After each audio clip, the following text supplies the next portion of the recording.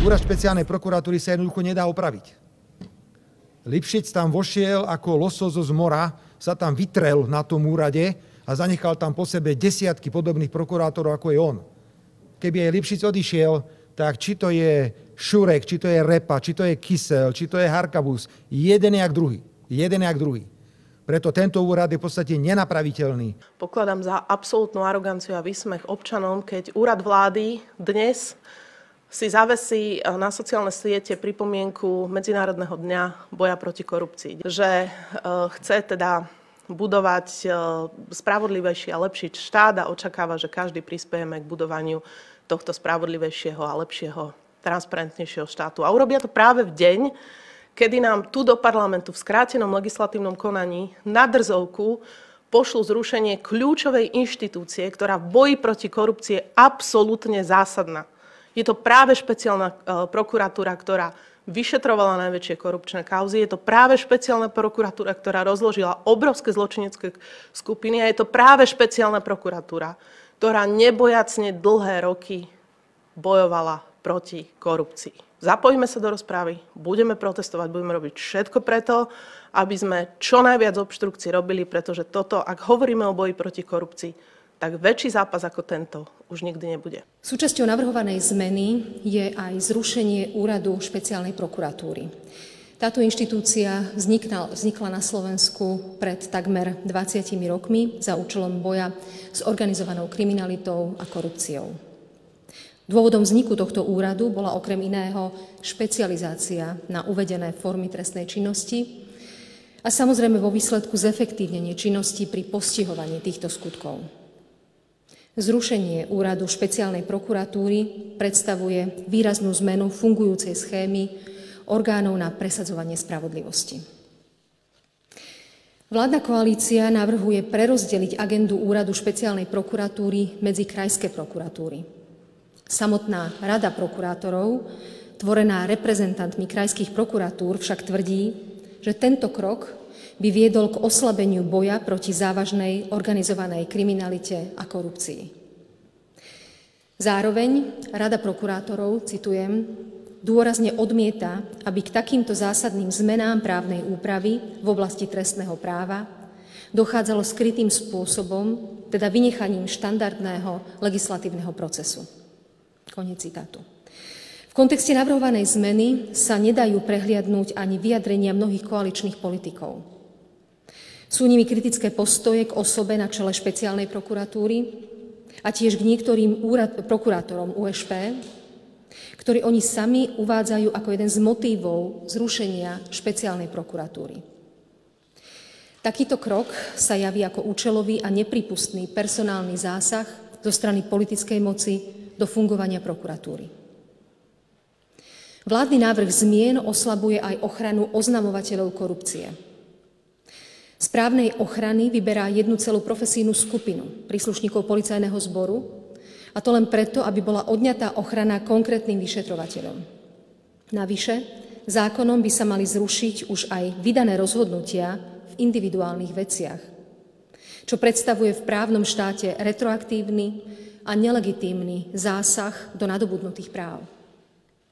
Návrh tiež prináša významnú zmenu statusu oznamovateľa protispoločenskej činnosti, ktorá by znamenala výrazné oslabenie právnej ochrany ľudí a skôr ich odradí, než by ich motivovala k odhaľovaniu takejto činnosti.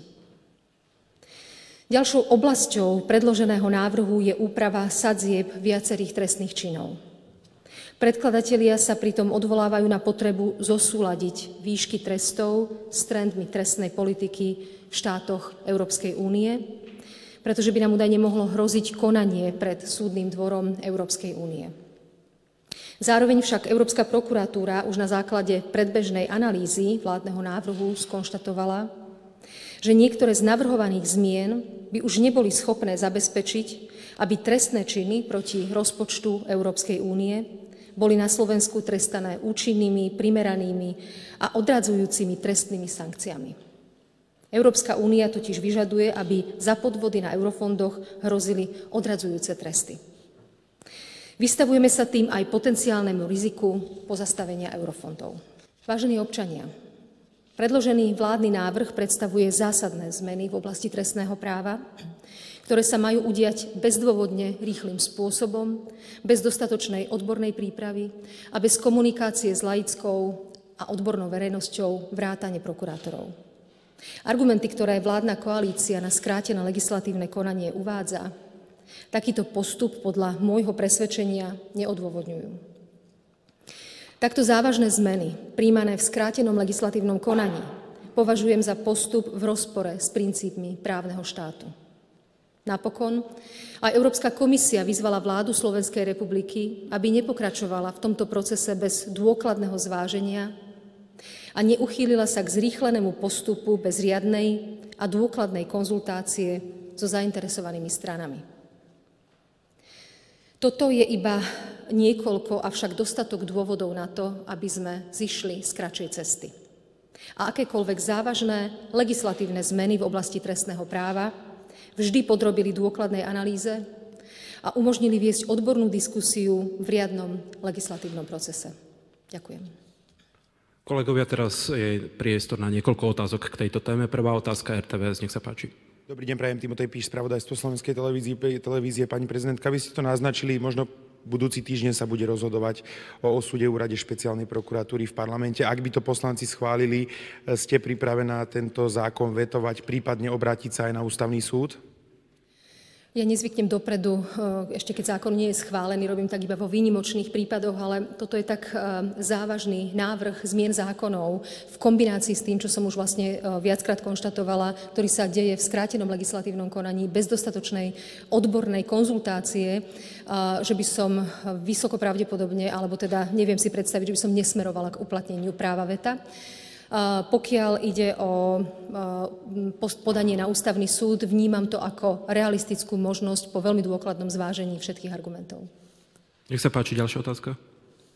Dobrý deň, Hečko, televízia Markíza. Ja by som mal dve otázky. Už ste naznačili teda, čo by ste v tomto prípade mohli robiť, možno aj podanie na ústavný súd, keby ste vedela povedať, že aké protiústavné zákony by mohli byť porušené, pretože koalícia vraví, že je to všetko v poriadku. Hovorí to aj generálny prokurátor za okolností. Potom by som dodal druhú. Pokiaľ ide o neústavnosť, tak to si vyžaduje naozaj podrobnejšiu analýzu, ale to, čo vidím ako naprvu, je to, čo som spomínala, je proces a absencia dôvodov, reálnych dôvodov na skrátené legislatívne konanie, pretože náš právny poriadok predpokladá dôvody, ktoré je treba, aby navrhovateľ uviedol, na základe ktorých koná v skrátenom legislatívnom konaní. Ale jedna z vecí, ktorú môžem povedať hneď naprvu, a to je to zúženie alebo vyňatie ochrany istej profesijnej skupiny policajtov spod ochrany oznamovateľov už aj vo veciach, ktoré boli rozhodnuté, tam, kde tá ochrana už bola poskytnutá. Som veľmi zvedavá, ako sa dá ústavnoprávne ustáť to, že sa vstúpi do individuálnych rozhodnutí, ktoré majú právne účinky z hľadiska ochrany konkrétnych osôb, a to vlastne aj spätne. Napríklad, ako keby naozaj si to vyžaduje ďaleko väčšiu analýzu a podrobnejšiu analýzu. Preto som hovorila, že pokiaľ ide o návrh na ústavný súd, túto vec budem zvažovať a je to veľmi pravdepodobné. A chcem sa ešte dopýtať, pokiaľ môžem. Samozrejme táto vec, to znamená či už USP alebo aj zmeny tých trestných kódexov, to nie je záležitosť, ktorú by teraz vláda odsúhlasila len v stredu, ale už sa o nej hovorí povedzme niekoľko dní, možno týždňov. Chcem sa teda opýtať, že či ste možno aj vy nemali do toho procesu vstúpiť nejakým spôsobom skôr, či nejakým spôsobom neapelovať na vládu, nerozprávať sa s ministrom spravodlivosti, nejako proste do toho vstúpiť, nejakým spôsobom tieto vaše argumenty hovoriť im?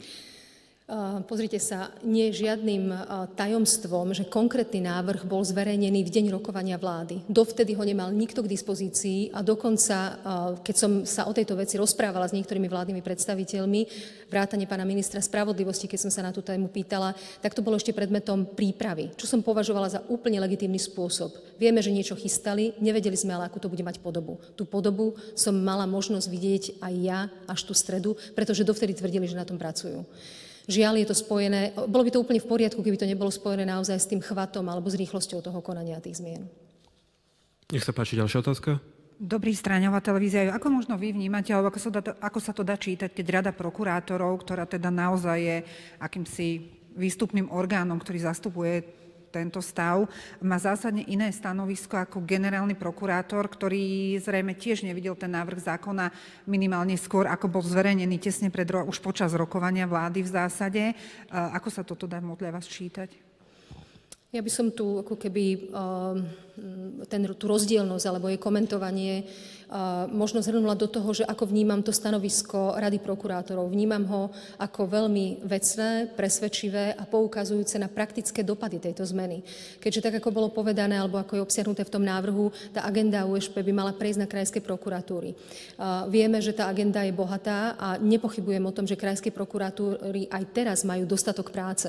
Ak tam majú prejsť 1000-stranové spisy alebo rozbehnuté konania, do ktorých sa tí prokurátori musia dostať. Veď práve na toto poukazuje Rada prokurátorov, že takáto zmena bez dostatočnej konzultácie a najmä bez dostatočnej lehoty na to, aby sa na prípadnú zmenu vedeli aj oni pripraviť, aj kapacitne, je to, kde oni vidia takisto problém a preto volajú po riadnom legislatívnom procese.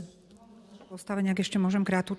Vy ste sa stretli pred pár dňami s ministrom spravodlivosti, alebo minulý týždeň, ak si dobre pamätám, plus minus 2 týždne. To môže byť? Možno, že to je určite viac ako týždeň. Od zverejnenia tohto návrhu a prerokovania na úrade vlády, vy ste prípadne komunikovali s úradom vlády, s kanceláriou premiéra alebo s ministrom spravodlivosti, že ste si ho pozvali, aby ste to... Nie, to, čo sme mali naozaj dosť práce s tým, je, že to bolo vlastne to pár hodín, čo je to vonku. Vedela som, že k tomu musím zaujať verejné stanovisko kvôli záujmu médií, takže naozaj sme pracovali na tom, aby sme načítali tú situáciu. Medzi tým ale odznelo viaceré verejné vyhlásenia. Komunikovala som s predsedom parlamentu, ktorý pozná moje stanovisko k tejto veci, takže to je celé. Najskôr sa snažíme v podstate veľmi rýchlo a ešte nie úplne do dôsledkov načítať rozsah tých zmien. Dobrý deň, Veronika Pancuráková, televízia Teatry. Pani prezidentka, chcem sa opýtať, či ste dostali nejaké reakcie zo zahraničia, samozrejme s výnimkou tej Európskej komisie, na toto dianie na Slovensku, či to možno vaši partneri nejakým spôsobom sledujú a komentujú. Vyslovené reakcie od mojich partnerov som zatiaľ nedostala. Viem, že už len z mediálneho monitoringu, že je to mimoriadne sledovaná vec. Naozaj stačí si iba zapnúť Českú televíziu a vidíme, aký záujem toto dianie vzbudzuje aj v iných krajinách. Je ešte nejaká otázka? Ak nie, tak veľmi pekne ďakujeme. Ďakujem pekne. A prajem pekný deň ešte. Ďakujem. Ďakujem, dovidenia. 16.